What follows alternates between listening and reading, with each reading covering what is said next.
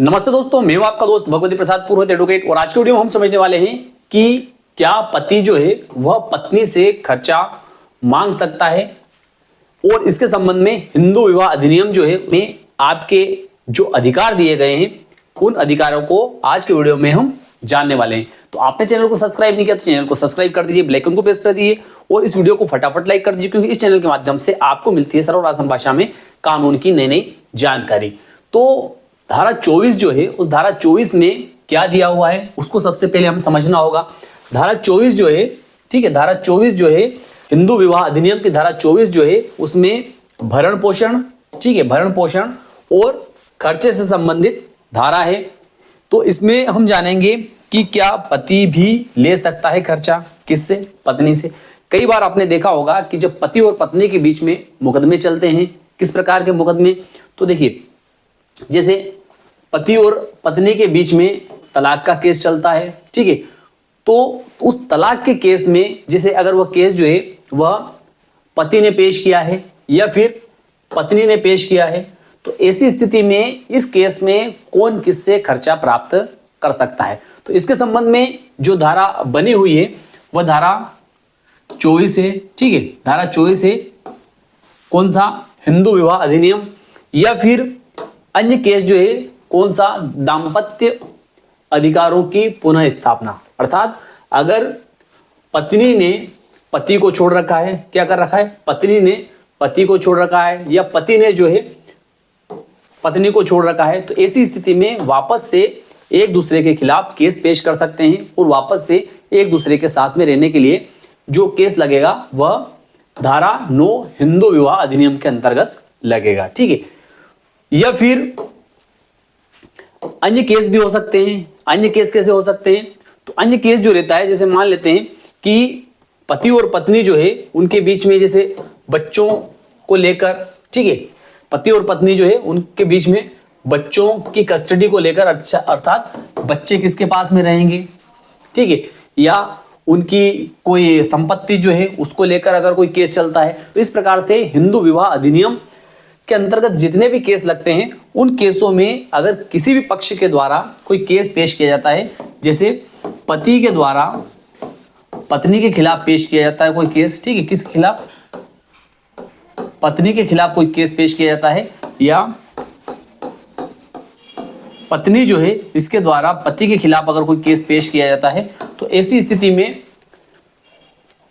कौन किससे खर्चा प्राप्त कर सकता है? तो इसके लिए धारा 24 जो है उसमें आया है, धारा 24 जो है उसमें आया है कि धारा 24, ठीक, वाद लंबित रहते भरण पोषण और व्यय। अर्थात अगर पति ने पत्नी के खिलाफ तलाक का केस पेश किया है, या पत्नी ने पति के खिलाफ तलाक का केस पेश किया है, या पति ने पत्नी के खिलाफ जो है साथ रहने के लिए धारा 9 का केस पेश किया है, या पत्नी ने पति के खिलाफ धारा 9 का केस पेश किया है, तो ऐसी स्थिति में या अन्य प्रकार के जैसे केस मैंने बताए, ऐसे अगर कोई केस पेश किए हैं तो उसमें धारा 24 जो है उसका आवेदन लग सकता है। अब धारा 24 क्या कहती है उसको भी हमें समझना जरूरी है।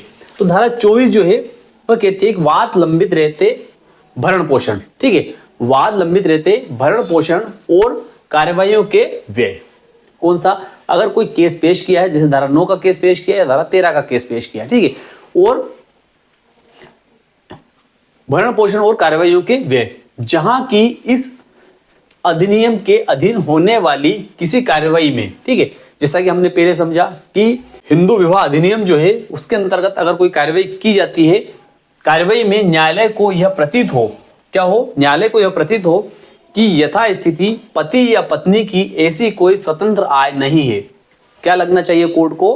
कि वहां पर पति या पत्नी की कोई स्वतंत्र आय नहीं है। किस स्थिति में?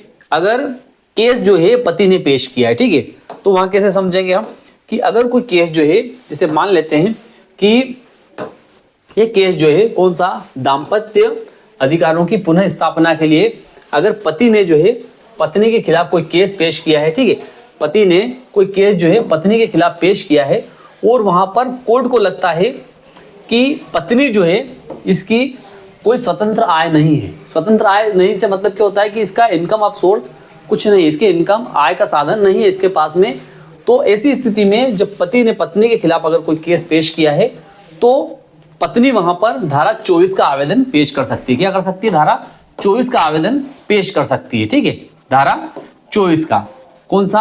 हिंदू विवाह अधिनियम का। लेकिन कई बार क्या होता है कि जैसे पत्नी जो है इसने क्या किया, पत्नी ने क्या किया कि कोई तलाक का केस पेश किया। किसके खिलाफ? पत्नी ने पति के खिलाफ कोई तलाक का केस पेश किया या दाम्पत्य संबंधों की पुनः स्थापना के लिए कोई केस पेश किया, और वहां पर अगर कोर्ट को लगता है कि पति जो है इसके पास में इनकम ऑफ सोर्स नहीं है, अर्थात आय का साधन इसके पास में नहीं है, तो ऐसी स्थिति में और वहां पर पत्नी जो है इसके पास में आय का साधन है, जैसे महिला जो है या कोई नौकरी वाली है और यह व्यक्ति जो है इसके पास में आय का साधन नहीं है, तो ऐसी स्थिति में यह व्यक्ति जो है क्या करेगा? धारा 24, कौन सा? धारा 24 हिंदू विवाह अधिनियम के अंतर्गत आवेदन पेश करेगा। कहां पर? जिस कोर्ट में तलाक का केस इस महिला ने पेश किया है। ठीक है, किसने? इस महिला ने पेश किया है, वहां पर यह व्यक्ति जो है यह धारा 24 का आवेदन पेश करेगा उसी केस में, और उस आवेदन पत्र का जवाब फिर इस महिला को देना पड़ेगा। उसके बाद में कोर्ट के द्वारा उस आवेदन पत्र का निराकरण किया जाएगा। अब निराकरण कितने दिन में होगा उसको भी हम आगे इसमें समझने वाले हैं। तो देखिए, जैसे ही यहां तक हमने समझा था, कहां तक? कि यथा स्थिति पति या पत्नी की ऐसी कोई स्वतंत्र आय नहीं है। कोर्ट क्या देखेगी कि जैसे पत्नी ने केस पेश किया, कौन सा? तलाक का केस पेश किया। किसके खिलाफ? पति के खिलाफ। और पति ने वहां पर क्या किया? पति ने वहां पर धारा 24 की अर्जी पेश की, धारा 24 की अर्जी पेश की, और पति ने यह बताने का पूरा प्रयास किया या यह स्थिति वहां पर बता दी कोर्ट के समक्ष कि पत्नी के पास में इनकम ऑफ सोर्स अर्थात आय का साधन इतना है, लेकिन पति के पास में कोई आय का साधन नहीं है, इसलिए वह केस लड़ने में समर्थ या सक्षम नहीं आर्थिक रूप से। तो ऐसी स्थिति में धारा 24 की अर्जी वह पेश कर सकता है। ठीक है, जो उसके संभाल और कार्रवाई के आवश्यक व्ययों के लिए पर्याप्त हो। वहां पति या पत्नी के आवेदन पर प्रत्यर्थी को यह आदेश दे सकेगा कि वह अर्जीदार को कार्यवाही में होने वाले व्यय तथा कार्यवाही के दौरान में प्रति मास ऐसी राशि संदत्त करे जो अर्जीदार की अपनी आय तथा प्रत्यर्थी की आय को देखते हुए न्यायालय को युक्तियुक्त प्रतीत हो। तो इसका मतलब ये होता है कि जहां पर जिसे हमने समझा कि पति ने अगर कोई ऐसा धारा 24 का आवेदन पेश किया, ठीक है, धारा 24 के अंतर्गत कोई आवेदन पेश किया और वहां पर अगर कोर्ट को लगता है कि हाँ यहाँ पर पति के आय का कोई साधन नहीं है, तो ऐसी स्थिति में कोर्ट जो है वह क्या करेगी, न्यायालय जो है क्या करेगी, दोनों पक्षों को सुनेगी, उसके बाद में आदेश पारित करेगी कि पत्नी जो है जब तक ये केस चलेगा तब तक उस पति को इस प्रकार से जो है मासिक राशि या व्यय जो है उसमें कार्यवाही में होने वाला व्यय जो है वह उसको अदा करे। ठीक है, अब इस आवेदन पत्र का निराकरण कितने दिन में किया जाना चाहिए? तो देखिए इसके संबंध में भी आया है कि जो आवेदन रहेगा उसका निराकरण जो है धारा 24 हिंदू विवाह अधिनियम के अंतर्गत ही परंतु में आया है। परंतु कार्यवाही के दौरान कार्यवाही के खर्च और ऐसी मासिक राशि के संदाय के लिए आवेदन का निपटारा, कौन से आवेदन पत्र का? धारा 24 के अंतर्गत जो आवेदन पेश किया है उसका निपटारा यथासंभव, अर्थात कोर्ट को यथासंभव जहां तक हो सकता है वहां तक यथा स्थिति, ठीक है, उस स्थिति में जहां तक हो सकता है पत्नी या पति को नोटिस की तामील के दिनांक से, ठीक है, पत्नी या पति को जो नोटिस मिला है उसकी तामील की दिनांक से। कैसे?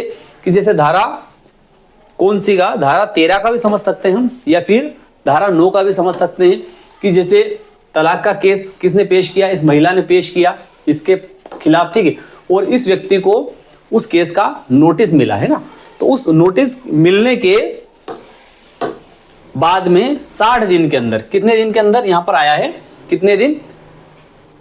निपटारा यथासंभव यथा स्थिति पत्नी या पति को नोटिस की तामील के दिनांक से 60 दिनों के अंदर किया जाएगा। ठीक है, जो नोटिस जो मिला है उस नोटिस के 60 दिन के अंदर उस आवेदन पत्र का निराकरण किया जाएगा। कौन से आवेदन पत्र का? धारा 24 के अंतर्गत जो आवेदन पेश किया है उस आवेदन पत्र का निराकरण किया जाएगा। तो इस प्रकार से अगर पति जो है वह सक्षम नहीं है, समर्थ नहीं है केस लड़ने में, और पत्नी उसके खिलाफ अगर कोई केस लगा देती है और वह सक्षम और समर्थ है, तो ऐसी स्थिति में दोनों पक्षों की बात जो है वह न्यायालय समझने के बाद में, उस पर पूरा विचार करने के बाद में कोर्ट को अगर ऐसा लगता है कि पति जो है वह सक्षम और समर्थ नहीं है, तो पति को भी पत्नी के माध्यम से खर्चा दिलाने का आदेश पारित किया जा सकता है, जो कि धारा 24 हिंदू विवाह अधिनियम के अंतर्गत इसके प्रावधान दिए गए हैं। तो मैं विश्वास रखता हूं कि आज की दी गई जानकारी आपको अच्छी लगी होगी। अच्छी लगी इस वीडियो को लाइक कर दीजिए, अधिक से अधिक लोगों को शेयर कर दीजिए। फिर मिलते हैं अगले वीडियो में, तब तक के लिए जय हिंद जय भारत।